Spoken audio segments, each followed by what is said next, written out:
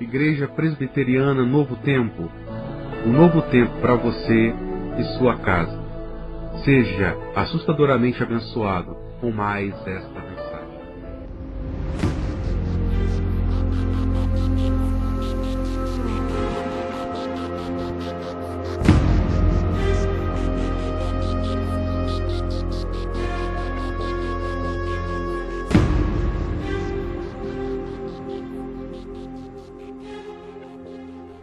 Elias, entre a coragem e o medo, nós vamos estar crescendo neste domingo um pouco mais em 1 Reis, capítulo 17, do versículo 8 ao versículo 24.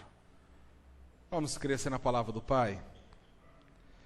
Na primeira semana, na passada, melhor dizendo, nós aprendemos sobre Elias, sobre a coragem e o medo de Elias, sobre a história de Elias, que ficou registrada no capítulo 17, 18 e 19. Nós aprendemos que nessa história de Elias podemos dividi-la em 4 partes. A primeira parte nós trabalhamos na semana passada, que foi o treinamento de Elias. Estão lembrados? Neste domingo nós vamos caminhar para uma aula prática de Elias. Deus fez todo o treinamento de Elias do capítulo 1 do versículo 1 ao versículo 7 de 1 Reis, capítulo 17. Elias, terminando o seu treinamento com Deus, Deus, de uma forma totalmente abrupta, manda ele ir para uma região altamente inesperada, pois Sarepta, naquela época, ficava fora de Israel, era uma região de gente idólatra, era assim uma região fora dos domínios de Acabe e de Jezabel, mas também era uma região idólatra, uma região do povo que não era um povo escolhido de Deus. E Deus manda Elias ir para Sarepta, Deus manda Elias para uma aula prática, Deus convida Elias a experimentar a fidelidade de Deus. Antes foi o treinamento de Deus, onde Deus o ensinou a passar pelos momentos de transição, onde Deus ensinou a passar pelos momentos de dependência, os momentos de confiança com Deus. Mas nesta semana, nós vamos estudar Deus virando para Elias e falando: Elias, eu quero que você tenha uma aula prática comigo, mas uma aula prática em qualquer circunstância. Vamos repetir, repetem comigo essa frase, todos juntos. Experimentando a fidelidade de Deus dia após dia, mas Tem um filme chamado Corajosos, onde mostra uma família de crentes que passou por uma situação muito difícil, de morte. Preste atenção, separamos uma parte desse vídeo, acho que vale a pena a gente ouvir.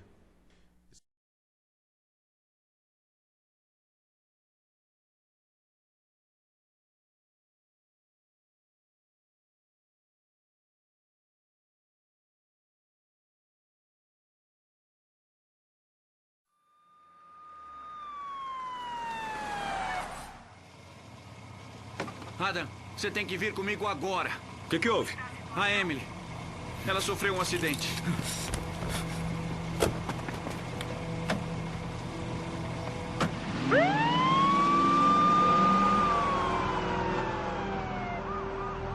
Dios está con ellos. Fala logo, Shane. Os Martin foram pegar a Emily na escola. O carro deles foi atingido por um motorista bêbado do lado da Emily em um cruzamento. O Nathan foi buscar a Vitória. A coisa é grave, Adam. Eu sinto muito. Meu Deus, ajude minha filha. Por favor, senhor.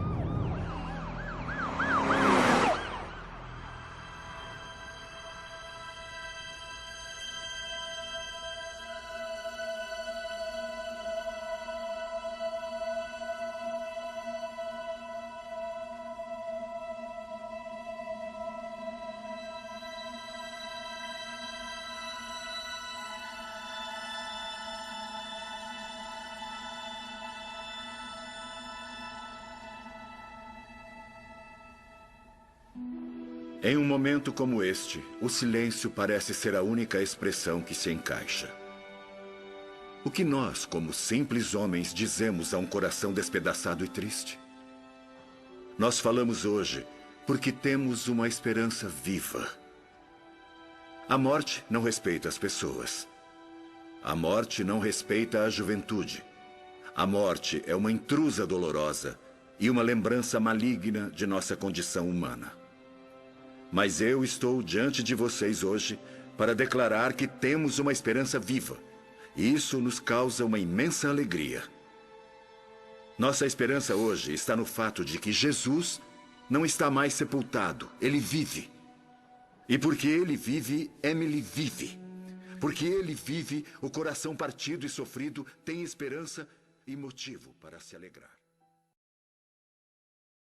Experimentando a fidelidade de Deus, dia após dia. Não somente nos momentos bons e fáceis, mas nos momentos difíceis também. Eu não sei a dor de perder um filho. Rogo a Deus que eu não sinta essa dor. Mas para quem já sentiu, ou uma dor parecida, não falo semelhante, de perder um pai ou uma mãe, ou alguém que você ama muito, ou uma perda de trabalho, ou uma perda do seu sonho, Deus convida você a não ficar somente no treinamento com Ele, mas essa noite Deus está convidando você a uma aula prática com Ele. Uma aula prática onde Deus busca pessoas que façam diferença nesse mundo.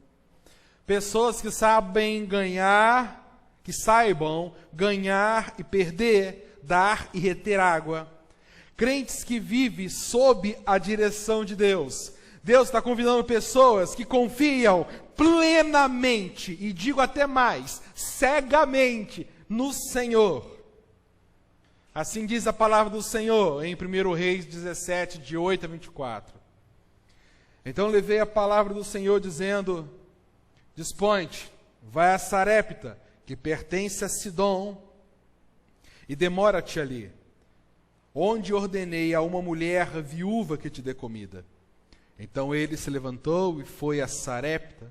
Chegando à porta da cidade, estava ali uma mulher viúva apanhando lenha.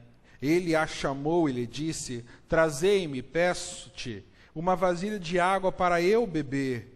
Indo ela buscá-la, ele a chamou e lhe disse: trazei-me também um bocado de pão na tua mão. Porém ela respondeu: tão certo como vive o Senhor teu Deus, nada tenho cozido. Há somente um punhado de farinha numa panela e um pouco de azeite numa botija. E vês, aqui apanhei 2 cavacos e vou preparar este resto de comida para mim e meu filho. Comê-lo-emos e morreremos. Elias lhe disse: não temas, vai e faz o que eu disseste. E faz o que disseste. Mas primeiro faze dele para mim um bolo pequeno e trazei-no aqui fora. Depois farás para ti mesmo e para o teu filho. Porque assim diz o Senhor, Deus de Israel: a farinha da tua panela não se acabará, o azeite da tua botija não faltará, até o dia que o Senhor fizer chover sobre a terra. Foi ela e fez, segundo a palavra de Elias. Assim, comeram ele e ela e a sua casa muitos dias. Da panela a farinha não se acabou, e da botija o azeite não faltou, segundo a palavra do Senhor, por intermédio de Elias. Depois disso, adoeceu o filho da mulher, da dona da casa. E a sua mulher se agravou tanto, e a sua doença se agravou tanto, que ele morreu. Então disse ela a Elias: que fiz eu, ó homem de Deus? Vieste para mim para trazer à memória a minha iniquidade e matares o meu filho? Ele lhe disse: dai-me o teu filho. Tomou-o dos braços dela e o levou para cima ao quarto, onde ele mesmo se hospedava. e o deitou em sua cama. Então chamou o Senhor e disse: ó Senhor meu Deus, também até a esta viúva com quem me hospedo afligiste, matando-lhe o filho. E estendendo-se 3 vezes sobre o menino, clamou ao Senhor e disse: ó Senhor meu Deus, rogo-te que faças a alma deste menino tornar a entrar nele. O Senhor atendeu à voz de Elias, e a alma do menino tornou a entrar nele e reviveu. Elias tomou o menino e o trouxe do quarto à casa, e o deu à sua mãe e lhe disse: vê, teu filho vive.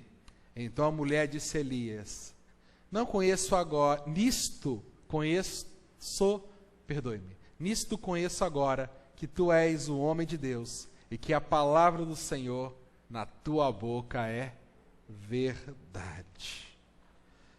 Sarepta era uma região que não pertencia a Israel naquela época. Sarepta era uma região que o povo nem conhecia o Deus verdadeiro, simplesmente adorava deuses. Mas a palavra Sarepta significa no original local de fundição, local de refino, local onde se trabalha, onde se purifica. Da região aonde que eu venho, metalurgia é algo muito forte. A cidade da qual eu moro é conhecida como a cidade do aço, pois possui a maior siderúrgica da América Latina, a CSN. Então, a questão de fundição de ferro lá é muito forte. E na área da fundição, quem já trabalhou ou já viu, se coloca pedras específicas dentro do alto forno, em momentos diferentes, e aquela pedra, através da grande fornalha, derrete. As impurezas que essas pedras possuem, elas saem por um lado do forno, e do outro lado saem o aço líquido, aonde é jogado dentro dos moldes, aonde ele esfria, criando aquilo que nós estamos usando agora. Os pés dos bancos que vocês sentam possuem aço.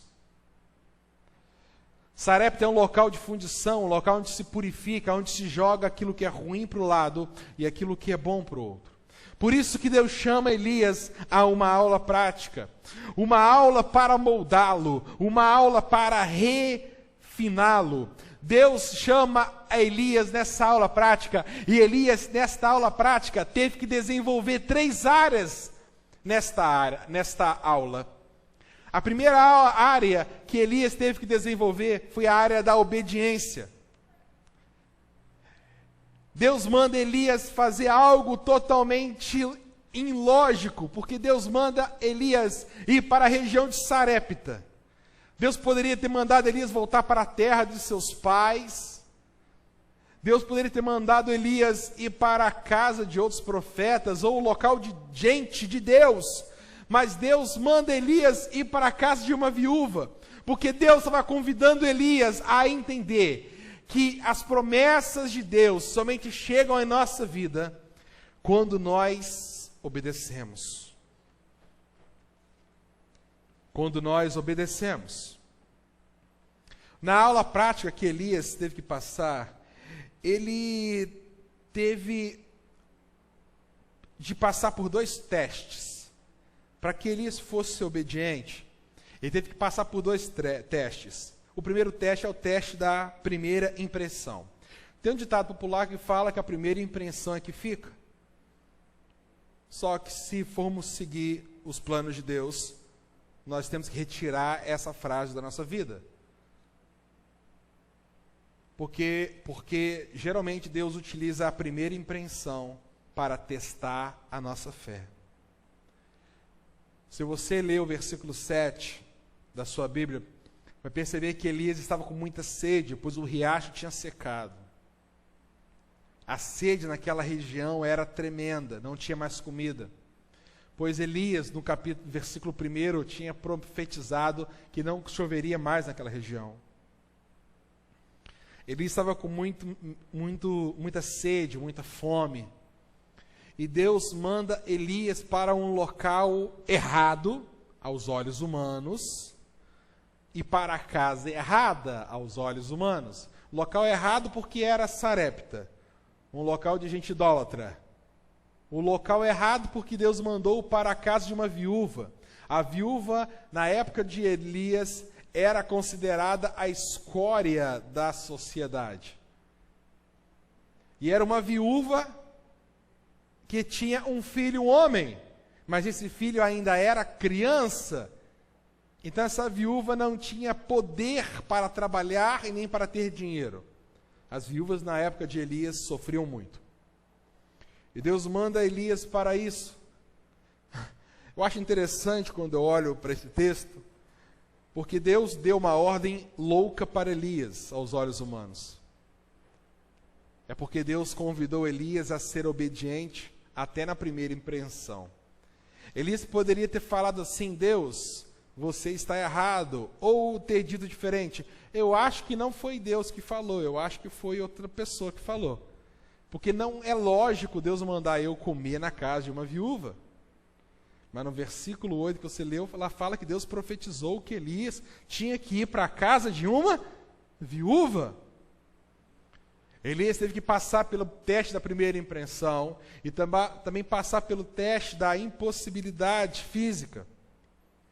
Porque quando chega lá, ele pede para aquela mulher comida, pede para aquela mulher água, e aquela mulher fala que ela não tem nada, só tem um pouco de azeite e um pouco de trigo. Só que Deus vira para Elias e fala: Elias, eu quero que o seu olhar seja mais abrangente. Eu quero que você olhe além das circunstâncias. Eu quero que você olhe além, muito mais além do que você está vendo agora. Sabe por quê, Elias? Porque as provisões de Deus são justas. Nós não podemos deixar de agradecer-lhe. Quando Deus manda você para um lugar, Ele sabe qual é a sua necessidade. Muitas vezes nós achamos que não temos o emprego que gostaríamos, não temos o carro que gostaríamos, não temos a casa que gostaríamos, não temos tantas coisas que gostaríamos, mas eu digo algo para você: se você tem andado na dependência de Deus, se você fez o treinamento com Deus, se você tem andado na presença de Deus, Deus está te dando o melhor para você naquele momento. Por que eu exaltei tanto viver na dependência de Deus? Porque muitas vezes nós estamos colhendo coisas que Deus não queria que a gente colhesse. Porque a gente plantou coisas que não era da vontade de Deus. Deus está convidando você a ser agradecido, mesmo quando o pão parece que vai faltar. Deus está te convidando a ser agradecido, mesmo quando a porta parece que está fechando. Deus está te convidando a ser agradecido, porque Ele tem cuidado de você, irmão. Ele tem cuidado de você. Mas pastor, você não conhece a minha vida parece estar numa seca, parece que eu estou vivendo um momento altamente horrível da minha vida. Descanse em Deus, meu irmão. Deus está te convidando a ser mais obediente, porque Deus chamou Elias para uma aula prática, e você também está sendo chamado a uma aula prática com Deus. Uma aula que quer moldá-lo, uma aula que quer refiná-lo. Uma aula que vai convidar você a viver com obediência, mas não somente com obediência, mas também uma aula que vai convidar você a viver nos impossíveis. Diz a palavra no versículo 12: porém ela respondeu: tão certo como vive o Senhor teu Deus, nada tenho cozido, há somente um punhado de farinha numa panela e um pouco de azeite numa botija. E vês aqui, apanhei 2 cavacos e vou prepará-lo para mim e para meu filho. comê-lo-emos e morreremos. Deus estava convidando Elias a aprender com os impossíveis. Gente, não tem uma coisa pior do que viver no impossível. É bonito falar dos impossíveis de Deus, mas é muito difícil viver nos impossíveis de Deus. Porque Deus, quando Ele vê o impossível, Ele já vê o impossível destruído, se tornando possível. Eu não, eu passo por cada momento do impossível. Com você é diferente? Eu tenho que passar por cada momento daquela situação complicada. Deus vira para Elias e fala: olha, Elias, melhor dizendo, Elias chega e vê os impossíveis. O primeiro impossível que ele vê é a falta de comida. A casa que Deus mandou Elias ir era uma casa que só tinha um punhado de farinha e um punhado de azeite. Era tão pouco. Se alguém aqui já cozinhou com lenha, sabe que 2 pedacinhos de madeira não dá para nada. Quando eu ia para a roça, para a casa da minha tia Raquel, ela cozinhava com lenha. Gente, era torões de madeira. Ela enchia lá no paiol, pegava, trazia, e no meio do cozimento dela, ela gritava: crianças, traz mais uma lenha. E criança é uma delícia, né? Vai correndo e trazia vários pedaços. Era tão pouquinha comida que ela pegou 2 cavaquinhos, pedaços pequenos de madeira. E Elias sabia que aquela chuva não viria, pelo menos durante 3 anos. Quem tinha profetizado era ele. Quem tinha profetizado era ele através da boca de Deus. Deus o usou como boca, melhor dizendo. Aí Elias chega lá, descobre um outro impossível. Sabe qual era o outro impossível? A mulher já estava altamente deprimida, sem esperança. Se você lembrar do texto, ela vira para Elias e fala: olha, sabe o negócio seguinte? Eu vou comer, eu vou dar um pouquinho para o meu filho, a gente vai comer, e depois nós vamos sentar e vamos esperar a morte chegar. Elias deve ter pensado: gente, por que Deus mandou ir para casa dessa mulher? Nenhuma dispensa tem. Elias encara esse problema, e o outro problema do impossível que Elias encarou, que Elias ficou comendo às custas da mulher. É lógico que Deus que fez a multiplicação, mas quem cozinhava era a mulher, quem fazia tudo era ela. Elias viveu ali naquela casa com aquela viúva, não pagou aluguel, não pagou nada, ficou lá, e no final da história o filho daquela mulher ainda morreu.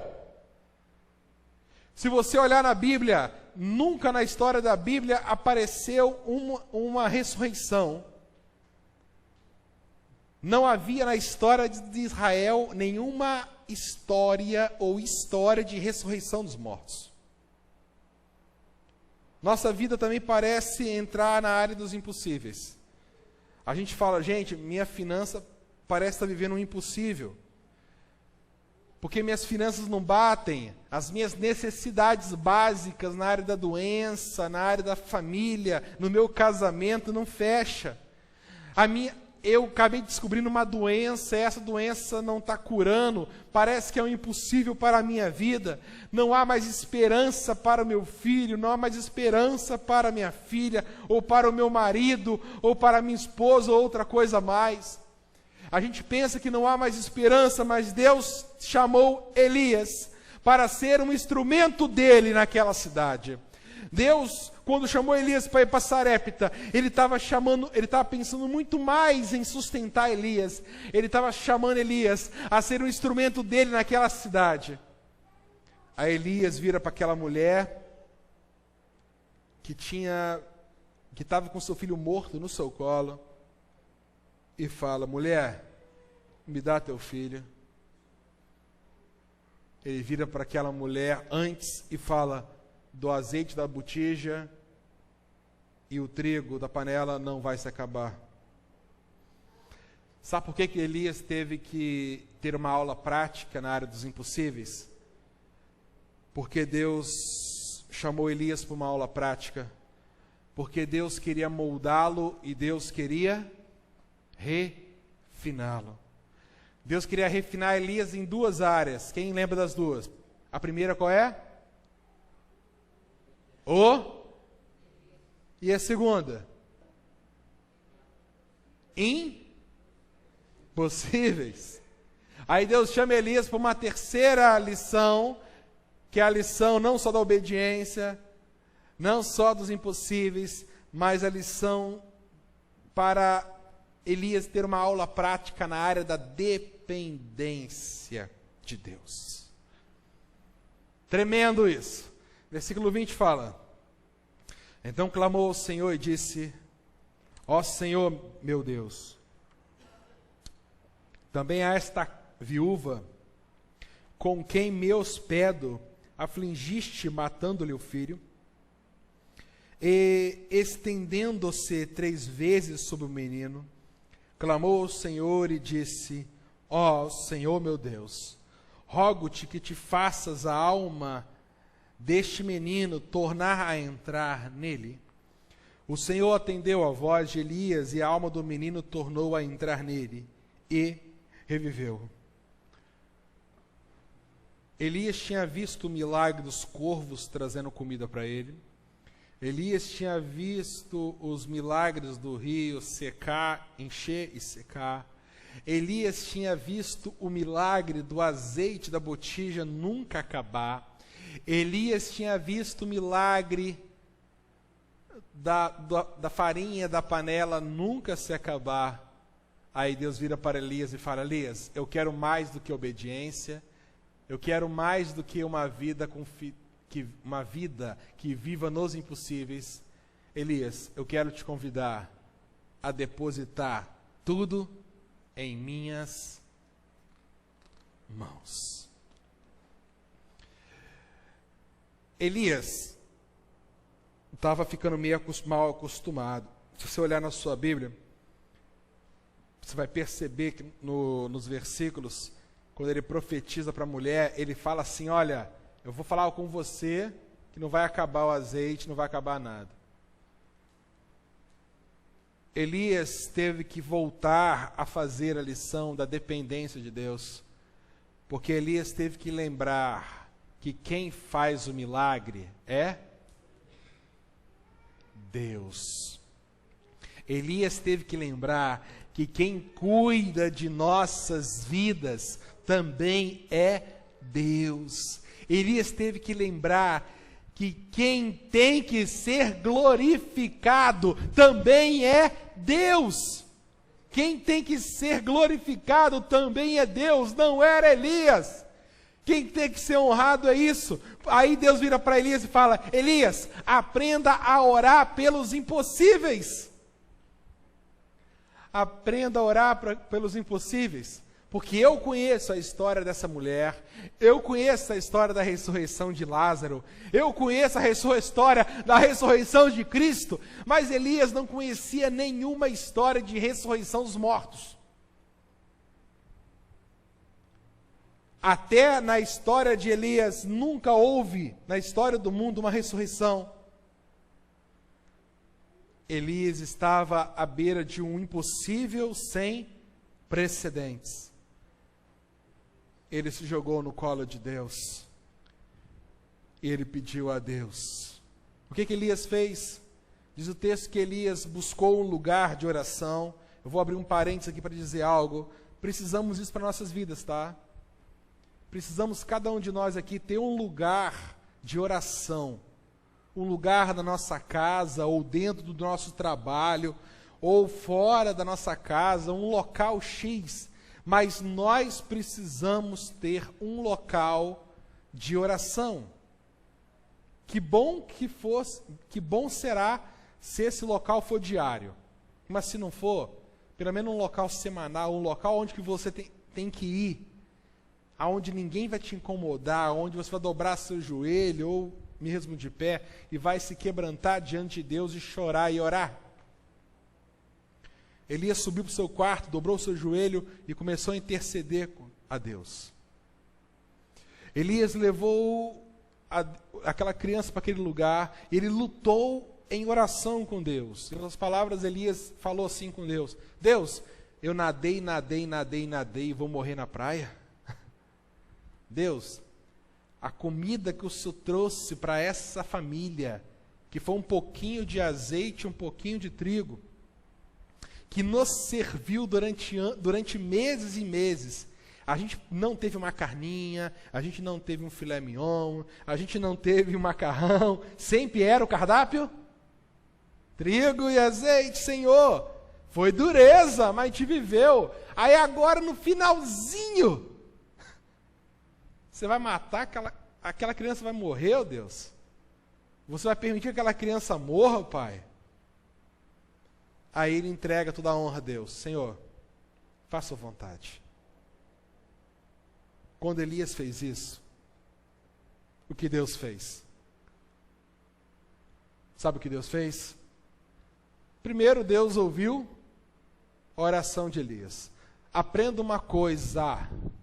Essa história que o pessoal fica falando aí, que tem oração que Deus ouve, tem oração que Deus não ouve. Já ouviram falar assim? Alguém já ouviu falar isso? Que tem oração que chega ao céu, tem oração que não passa dentro do teto. Já ouviram? Isso é uma mentira. Isso não é bíblico. Toda oração, se é feita em nome de Jesus, vai a Deus. Porque não existe oração pura aqui na terra.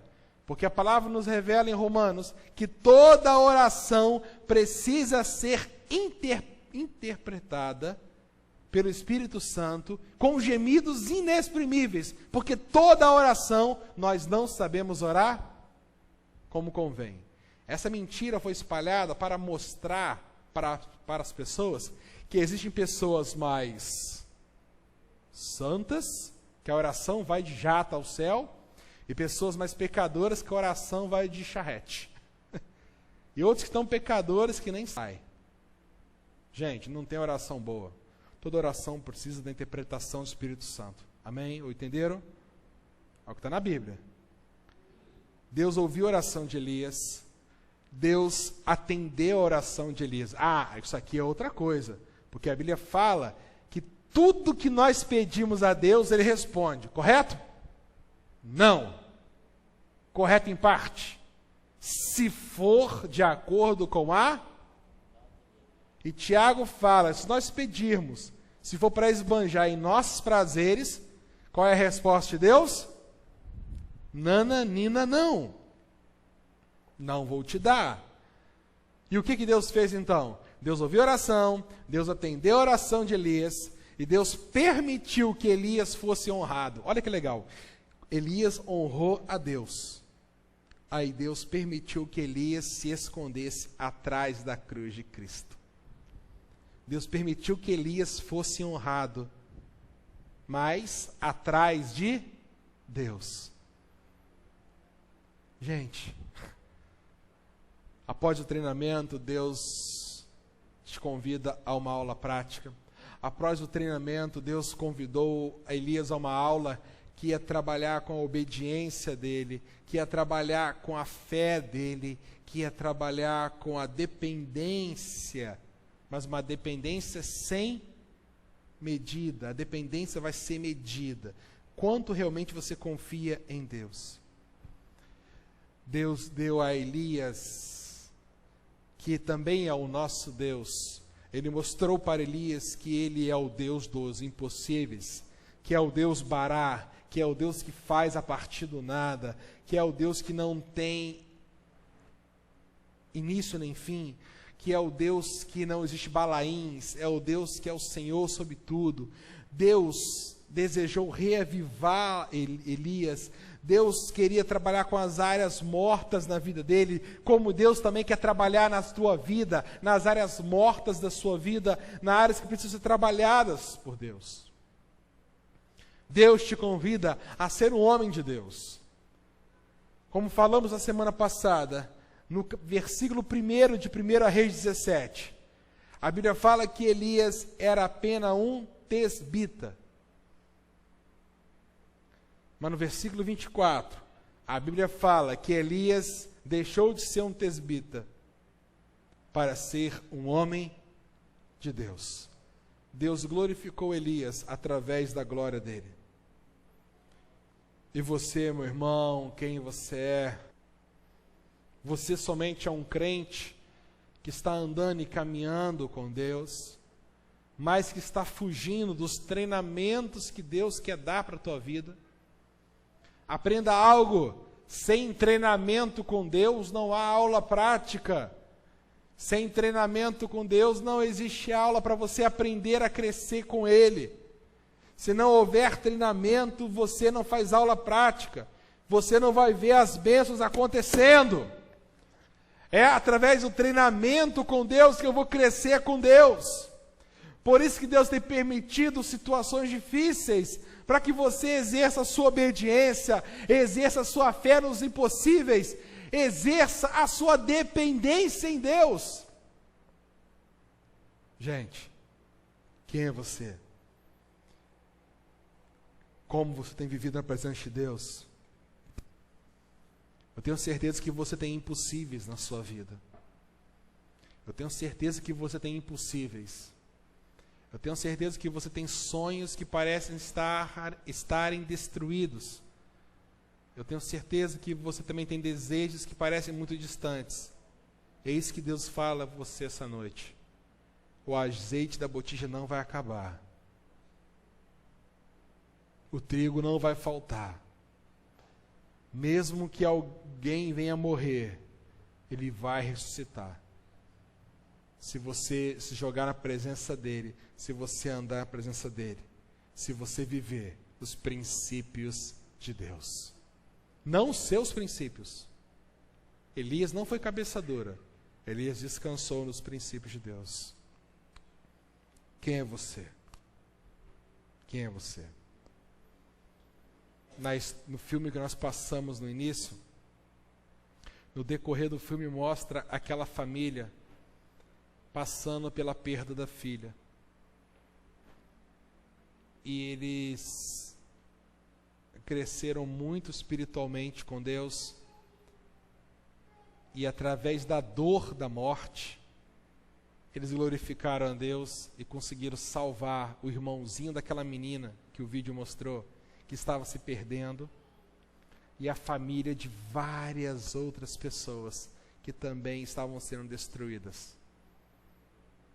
A dor pode ser grande, irmão, mas Deus quer transformar isso em bênçãos. Por isso que na semana passada nós aprendemos sobre o treinamento de Elias. Por isso que hoje nós aprendemos sobre a aula prática de Elias. Sabe por quê? Porque no próximo domingo nós vamos estar aprendendo sobre a prova final. A prova final de Elias, que foi a prova com os 450 profetas de Baal, com os 400 servos dos profetas, os Balaíns, e ele sozinho. Tudo isso para limpar uma nação. E Deus também quer usar você. Feche seus olhos, convido e peça a Deus: Deus, eu quero viver esses impossíveis. Eu quero viver essa lição contigo. Eu quero ser usado e ver milagres acontecendo através de mim. Feche seus olhos. Feche seus olhos. Deus, no nome de Jesus, para a tua glória, Pai, porque eu sei que o Senhor vive, porque eu sei que o Senhor vivo está, por saber que o Senhor está aqui, por saber que o Senhor está no nosso meio. Ó Deus, ensina-nos a olhar de forma espetacular para as promessas do Senhor. Permita que possamos viver na tua presença como o Senhor deseja. Permita que a gente veja o teu agir em nosso meio. Usa-nos, Pai. Ó Deus, o azeite da botija está faltando, ó Deus, em muitos locais. Ó Deus, a farinha da panela parece estar acabando com os casamentos, com os relacionamentos. Permita que isso não venha acabar, ó Pai. Permita que que tenha comida para o restante dessa seca. E que mesmo quando as coisas venham a piorar, a gente possa ver o teu agir ressuscitando e transformando desgraça em bênção, no nome de Jesus. Ó Deus, obrigado pelo ensino que tu deste a Elias, obrigado pelo ensino que o Senhor tem dado para nossas vidas, no nome santo e poderoso de Jesus. Amém. Que o amor de Deus Pai e a consolação do Santo Espírito seja sobre cada homem e cada mulher dessa casa, sobre todos os eleitos de Deus, que estão aqui e que estão espalhados nessa cidade, até a tua volta. Ó Maranata, vem, Senhor Jesus. Amém.